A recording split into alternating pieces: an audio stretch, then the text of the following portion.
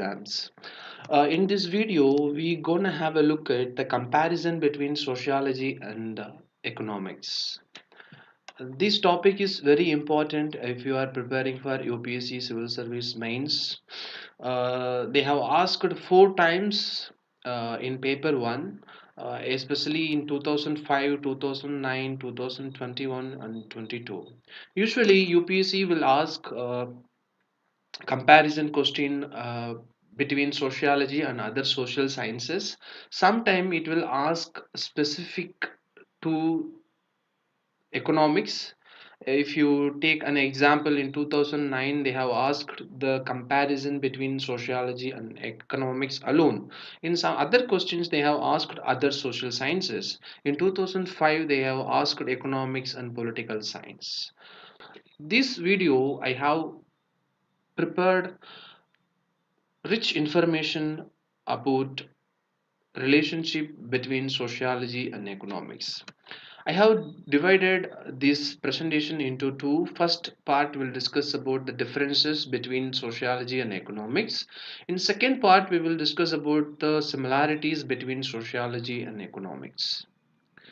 I have referred these three study materials to prepare this video. First is Unique Quintessence of Sociology by J.K. Chopra and C.N. Shankar Rao's book Sociology. It is very famous book. Uh, Next is IGNO MA Sociology study material, especially MA Sociology course. So now we'll discuss about the differences between sociology and economics. This is the first part. Before discussing the differences, 85% of the viewers of this channel not subscribe to this YouTube channel.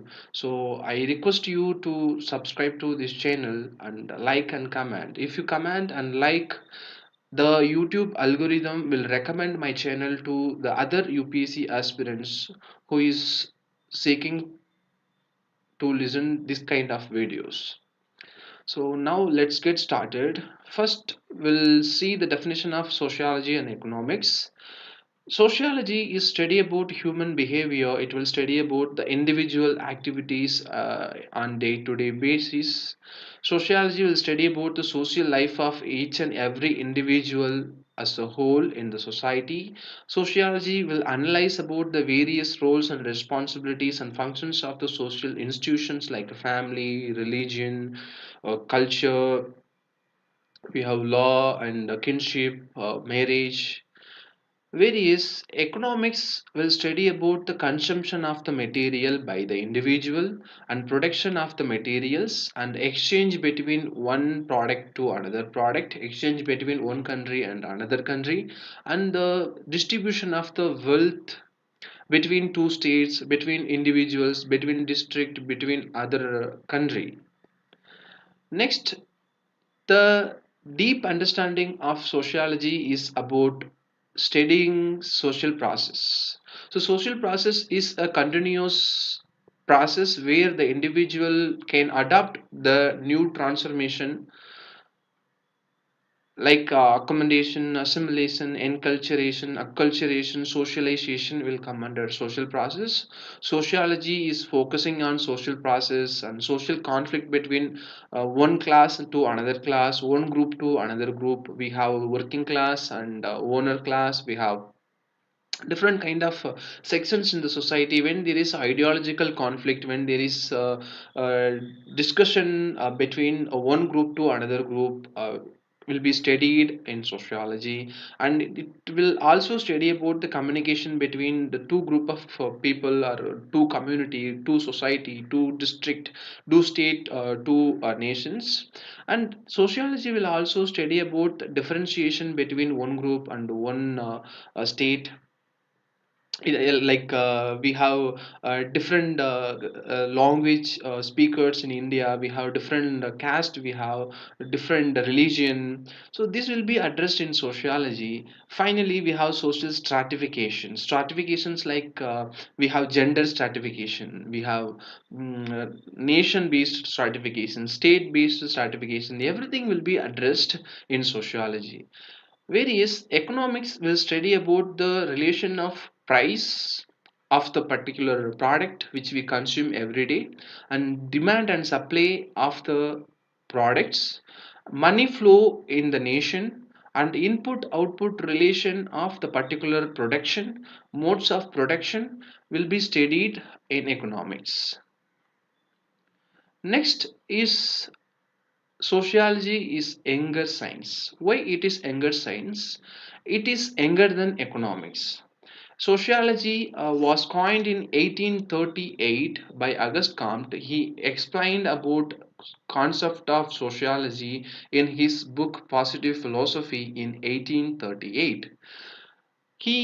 Actually sociology it was called as social physics before, so he just want to show some uniqueness from for social physics and sociology. He used the term sociology in 1838.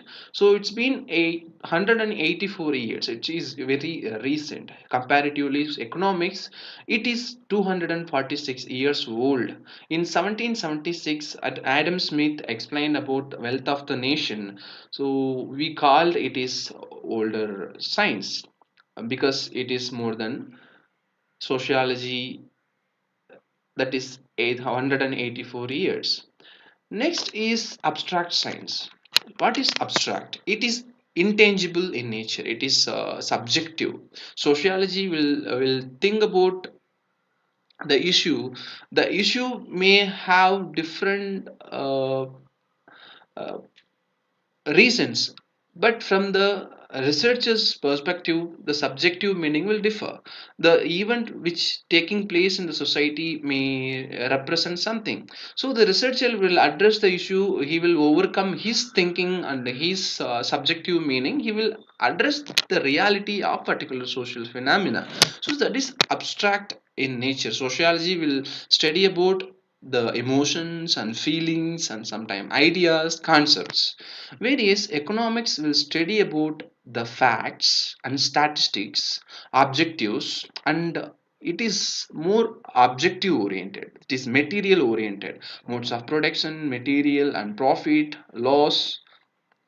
Next is sociology will study about the every aspect of the social sciences. We have religion, we have polity and economy and family, kinship, culture. Every aspect of the society will be addressed in the name of its function and structure. How the function is taking place in religion, what is the structure of the caste, what is the structure of the family, what is the structure of particular community will be addressed. So sociology will address all aspects of the social science. Economics is specific, it is economy oriented. It will study about the structure and functions of the economic organizations. Economic organizations, we have bank, we have international banks, we have nationalized banks. It will study about the self-help group, sometime how the self-help group is helping the local people financially will be addressed in economics. The final slide of differences between sociology and economics is this. Wider sociology will have wider scope. Though, as I said, sociology will study about the various issues of the society as a whole. When we address the social issue, the sociologist will see the society as a unit, the steady unit. They will address the various issues: unemployment, poverty, crime, and beggary will be addressed in sociology as a wider concept. The society will be considered as a unit. Various economists will see the individual as a unit, and they will give more focus on material things, and they will calculate the income tax and the GDP rate of the nation through the individual's income, per capita income, as we used to say. So it is more economic based and tax based, income based, and material based. Next is social activities of the individuals. So social activities are daily activities by the social animal, that is social being. the individual will be doing different activities based on their culture, based on their familial background, based on their community. So the social activities of the individual like dowry, suicide, religion, culture and family will be addressed in sociology, that is societal activity. It is also known as social action. Next is economic. Various in economics will study about the individual's economic activities, like inflation, the poverty, the income rate, annual income of the individual, and unemployment and unemployability. It will come under economic effect.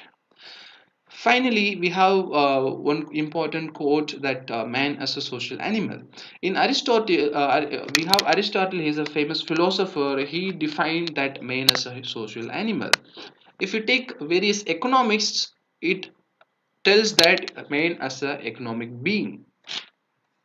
Now we're gonna have the second part, the similarities between sociology and economics. Sociology and economics both will study about unemployment, child labor, beggary, and inequality, but the perspective of the subjects will differ. Sociology will see the norms and values of the society when it comes to unemployment, and economics will see the market condition to study the unemployment.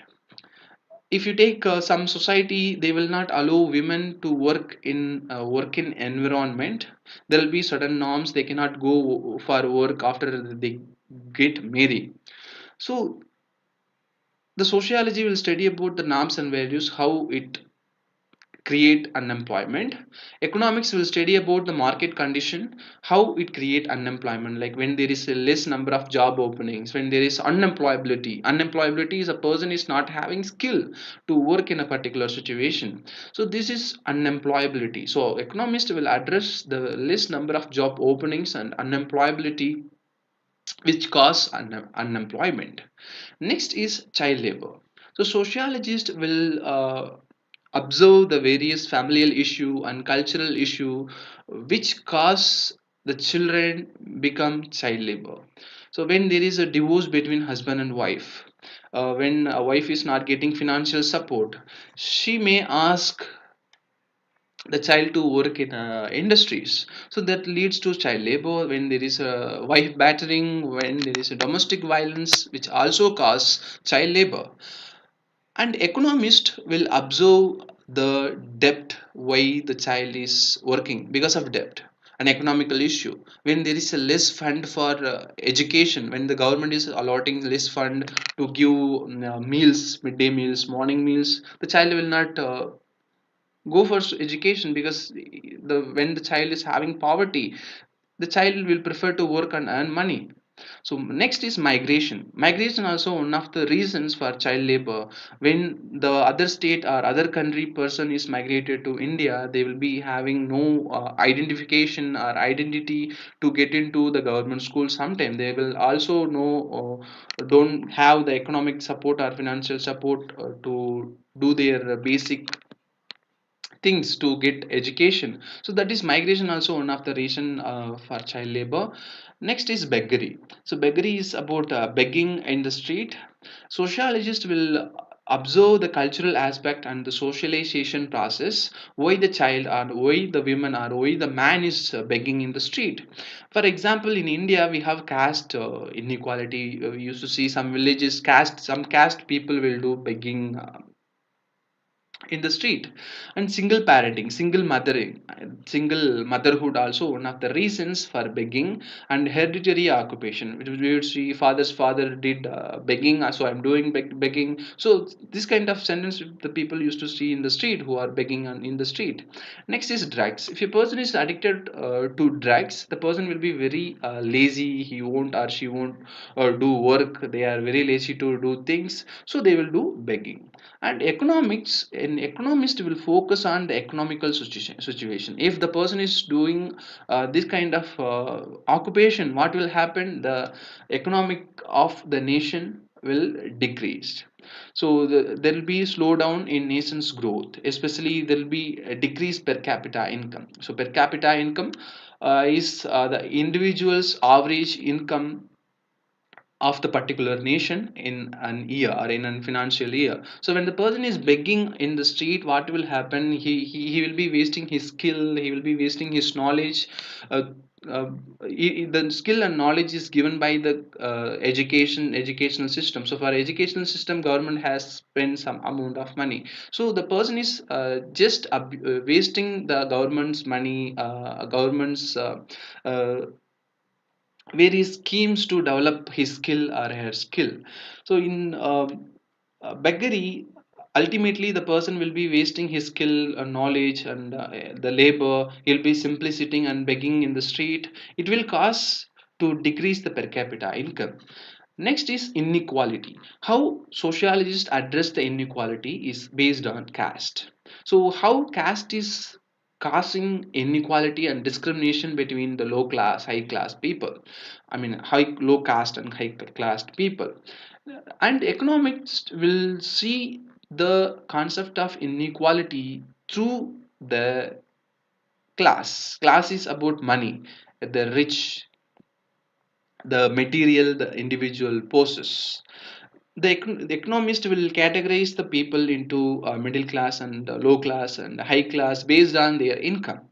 But in sociology, they focus caste system, religious and cultural and community procedures to identify or analyze the concept of inequality. The last slide about similarity is this: poverty. Sociologists will focus on culture and familial and educational situation, especially inequality, unequal treatment, and heredity also causes for poverty. When an individual comes from particular culture, in sociology we have a very important concept, culture of poverty. So the concept was given by Oscar Lewis.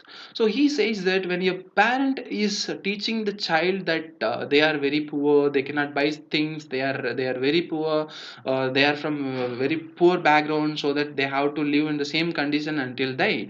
So their children will follow the same until they generate another generation. So generation by generation the poverty will continue. So this concept is called the culture of poverty, according to Oscar Lewis. So sociologists will see the culture of the culture of the individual, familial background, and education of the individual, which causes poverty, also inequality and heredity. And economists will see the concept of poverty through analyzing the rate of unemployment, the various causes between one country to another country's war, and less fund for welfare schemes. When there is lack of infrastructure, especially road facility between rural and urban area, that will affect the transportation between the rural and urban area. The rural people cannot travel to urban area or town to get their daily job.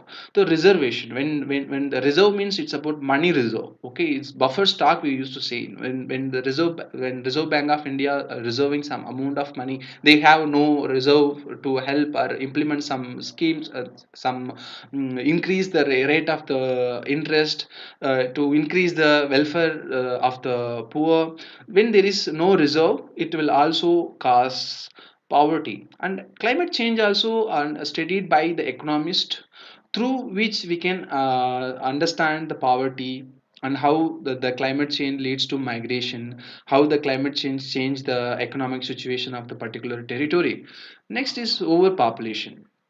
The sociologist will see overpopulation through homelessness. When there is overpopulation, people will have a lack of infrastructure, a home, there will be a lack of rental homes. There'll be no job, then they will fight for the home. So there'll be demand for homes. When there is overpopulation, there will be homelessness. When there is overpopulation, people will migrate from one country to another country. Sometimes when neighbor countries are having a overpopulation issue, they will migrate into our country. when we have overpopulation, the people will also migrate from our country to another country, that is emigration.